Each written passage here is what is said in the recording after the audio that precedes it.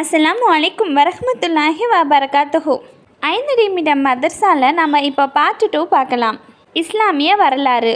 விண்ணையும் மண்ணையும் படைத்தது அல்லாஹ் தஆலா அகிலங்களையும் அவற்றிலுள்ள பொருட்களையும் முன்மாதிரியின்றி படைத்தான். பூமியையும் வானத்தையும் படைத்ததை பற்றி புனித குர்ஆனில் பல இடங்களில் விவரிக்கப்பட்டுள்ளன. மேலும் எதை எத்தனை நாட்களில் படைக்கப்பட்டன என தெளிவான சில இடங்களில் விளக்கப்பட்டுள்ளன.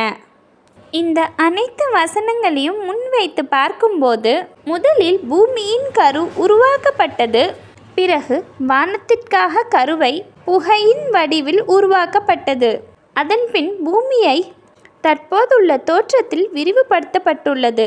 அத்துடன் பூமியின் அனைத்து பொருட்களும் படைக்கப்பட்டன. அதன் பிறகு 7 வானங்களும் அமைக்கப்பட்டன. இவ்வாறாக பூமி வானம் இவை இரண்டுக்கும் இடையே உள்ளவை நிலை பெற்றன. இவை யாவும் 6 நாட்களில் உருவாக்கப்பட்டன.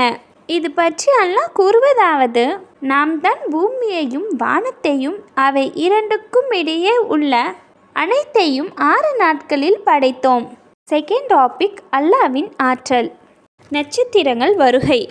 உஸ்மா இப்னு அபுல் ஆஸ் ரலியல்லாஹ் அவர்களின் தாயார் கூறுவதாவது: நபி ஸல்லல்லாஹு அலைஹி வஸல்லம் அவர்களின் பிறப்பின் போது நான் அவ்விடம் இருந்தேன்.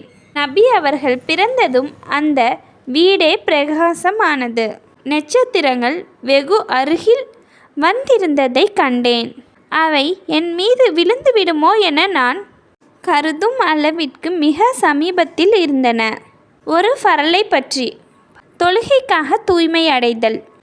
குர்ஆனில் அல்லாஹ் கூறுகிறான்: ஈமான் கொண்டோரே, நீங்கள் தொழுகைக்கு தயாராகும் போது உங்கள் முகங்களையும் முழங்கை வரை உங்கள் கைகளையும் கழுவிக்கொள்ளுங்கள். உங்கள் தலையை ஈரக்கையால் தடவிக்கொள்ளுங்கள். உங்கள் கால்களை கணுக்கால் வரை கழுவிக்கொள்ளுங்கள். நீங்கள் பெருந்தொடக்கூடியோராக இருந்தால் குளித்து தூய்மையாக்கி கொள்ளுங்கள். ஒரு சுன்னத்தை பற்றி. துஆ ஒரு வணக்கம். குர்ஆனில் அல்லாஹ் தஆலா கூறுகிறான்: என்னிடம் துஆ கேளுங்கள், நான் உங்களின் துஆவை ஏற்கிறேன். ஒரு பாவத்தை பற்றி. வட்டியை உண்ணுதல். குர்ஆனில் அல்லாஹ் தஆலா கூறுகிறான்: எவர் வட்டியை உண்கிறார்களோ அவர்கள் ஷைத்தான் தீண்டியதால் பைத்தியம் பிடித்தவர்களைப் போல் மண்ணறைகளிலிருந்து எழுவார்கள். உலகத்தை பற்றி. உலகை கொண்டு திருப்தி அடைதல்.